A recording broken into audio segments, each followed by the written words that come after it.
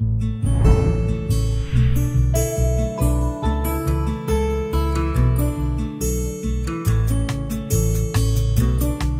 go to Luke chapter 10. Luke chapter 10. Continuing our Victory in Jesus study, we finished up talking about temptations and getting through that, how the Lord helps us with that. Focused a lot on that time he was tempted there of Satan out in the wilderness. And here in Luke chapter 10, we're going to look at verses 38 to 42 before we get into our prayer time. And we're going to look at the pace of Mary this week. We see a contrast here in these 5 verses. It says, "Now it came to pass, as they went, that he entered into a certain village, and a certain woman named Martha received him into her house. And she had a sister called Mary, which also sat at Jesus' feet and heard his word. But Martha was cumbered about with much serving, and came to him and said, Lord, dost thou not care that my sister hath left me to serve alone? Bid her therefore that she help me. And Jesus answered and said unto her, Martha, Martha, thou art careful and troubled about many things, but one thing is needful, and Mary hath chosen that good part, which shall not be taken from her."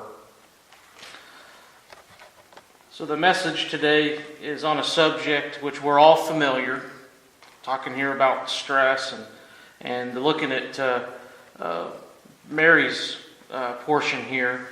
And we see that the Lord was here in the midst of a family that was very dear to him. In John's account, I'm going to read these 5 verses, talks about kind of the background here. Now, a certain man was sick, named Lazarus of Bethany, the town of Mary and her sister Martha. It was that Mary which anointed the Lord with ointment and wiped his feet with her hair, whose brother Lazarus was sick. Therefore his sisters sent unto him, saying, Lord, behold, he whom thou lovest is sick. When Jesus heard that, he said, This sickness is not unto death, but for the glory of God, that the Son of God might be glorified thereby. Now Jesus loved Martha and her sister, Mary there, and Lazarus. So Jesus loved each member of this family, but there was one member who was typical of a person wearing thin with stress. And when you look at Martha here, you see Martha's a picture of stress. When I read verse 40 particularly, well, she sounds stressed, doesn't she? There are several things here to notice. She's cumbered.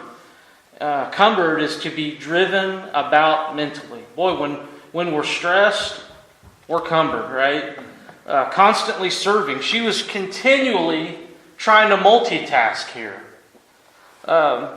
She here was with this multitasking, planning the day unrealistically. She was probably the first to arrive and the last to leave, and was probably always in a hurry. She was complaining. She complained to the Lord in the last part of verse 40. However, I do want to say this, that Mary's and Martha's are needed in the sense that Martha was a hard worker.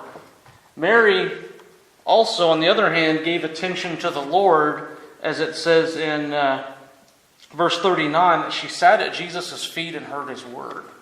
However, if we're not careful, we can get into extreme Martha syndrome and become a detriment to the spirit of our home or the spirit of our church if we're so consumed with working and just overworking and not having that. Basically what I'm trying to say is to have balance, and Martha was out of balance here. I came across an illustration that talks about how busy people are, and how if we're not careful and we get out of balance, what happens. There's a counseling center that they really use this hotline voice message here. They said, "Thank you for calling. If you are obsessive compulsive, please press 1 repeatedly. If you are codependent, please have someone press 2 for you. If you have multiple personalities, press 3, 4, 5, and 6. If you are paranoid, delusional, remember, we know who you are. Even while you have been holding, we've been tracing this call. If you're schizophrenic, listen carefully to a little voice which will tell you which number to press. If you are manic depressive, it really doesn't matter which number you press. No one's going to answer anyway. Have a good day. Somebody really used that. I found that interesting. It kind of goes back to what we were talking about before we started our Bible study here about technology and getting over caught up in it, right? That's out of balance. So let's look at the pace of Mary and how she obtained it. She had a restful pace.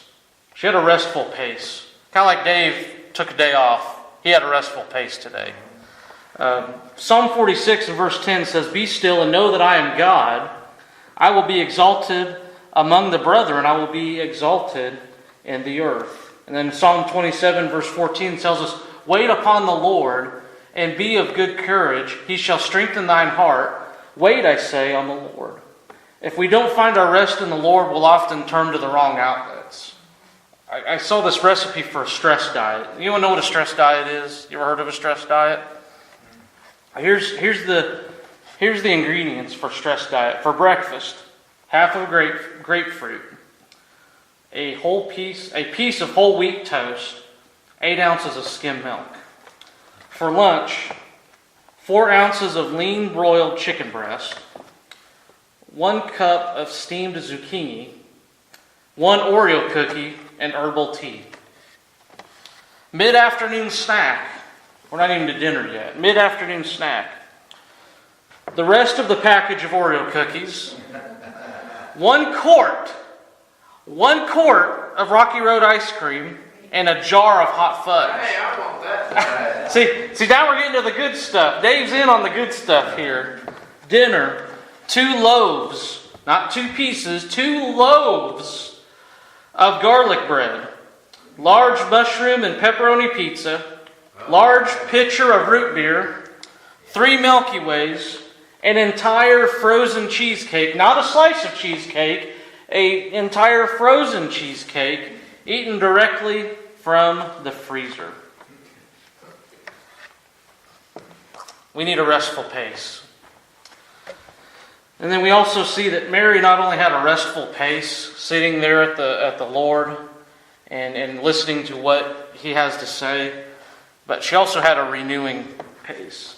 Psalm 23, just 3 verses I want to read from that. "The Lord is my shepherd, I shall not want. He maketh me to lie down in green pastures." So we're talking about a restful pace here as well. "He leadeth me beside still waters." What does water do when you're been working hard and you get thirsty, right? It quenches your thirst. "He restoreth my soul.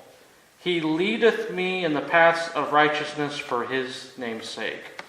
So when we have a renewing pace, we need to renew our focus.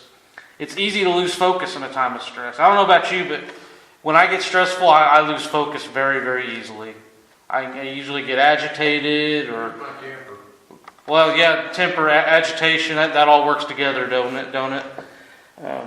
Hebrews chapter 12, verses 2 and 3 tell us, "Looking unto Jesus, the author and finisher of our faith." He gave us the words here in Scripture. He gave us the foundation that we look to for our faith, but He's that finisher. He's that one that's going to complete that work, in the sense of whether we depart this world from this earthly body failing and we go to be in His presence, or we're raptured out of here. I hope to be raptured out of here, because I think that's just going to be a neat experience when you read about it in Thessalonians and study that out. I think it's neat. I won't go into that, but it says here, and moving on, He's the author and finisher of our faith, who for the joy that was set before Him endured the cross.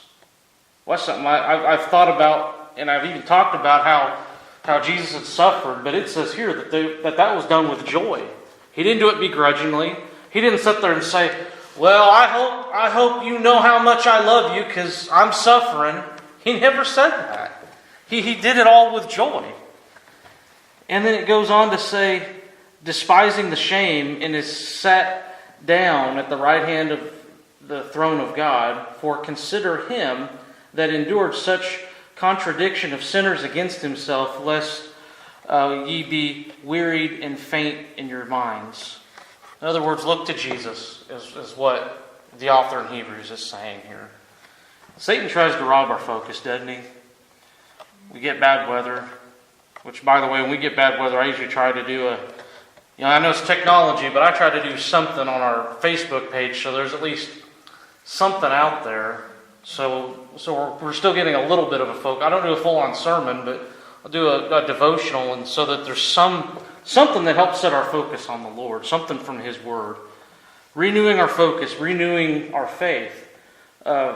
Isaiah 40, verse 31, probably a passage you guys all know. But they that wait upon the Lord shall renew their strength. They shall mount up with wings as eagles. They shall run and not be weary. They shall walk and not faint. Came across this quote: it doesn't matter how great the pressure is. What really matters is where the pressure lies. Whether it comes between me and God or whether it presses me nearer to His heart. And then we need to renew our fervency. Psalm 63 and verse 1, O God, Thou art my God, early will I seek Thee. My soul thirsteth for Thee, my flesh longeth for Thee, in a dry and thirsty land. Boy, when we're not around other believers and you're just out in the world, not of the world, but out in the world, you can feel like a dry and thirsty land. Even if I know, even if you're retired, just trying to go into town and just go to the store, or if you work a job, it can feel like a dry and thirsty land at work when you've got people that are just being special. I'll just put it that way. And the psalmist goes on to say about this dry and thirsty land where no water is. There's no water there in that dry and thirsty land. Out in the world, that's not where we get refreshed at. It's here in the Word of God. It's renewing our faith and growing in Him and growing closer to Him. And something that just kind of, it's not even in my notes. I don't even know why I'm sharing it, but there was a guy that I knew when I was in college. He had actually graduated the year before I went to the college I started out going to in Oklahoma. And then he went on staff at this church as the children's pastor. The church was so big, you had the lead pastor or senior pastor, and then they had a youth pastor, and they had a children's pastor. They had two other guys on staff just for the older folks. So a lot of money. I mean, the church was like 3,000 people. And this guy was 46 years old. He passed away over the weekend. Over the time since I first met him in 2001. Yeah, his name was Denny Midori. And he was a missionary in Kenya for 10 years. And he was a pastor for 5 years. And then recently he was a chaplain for military, I believe.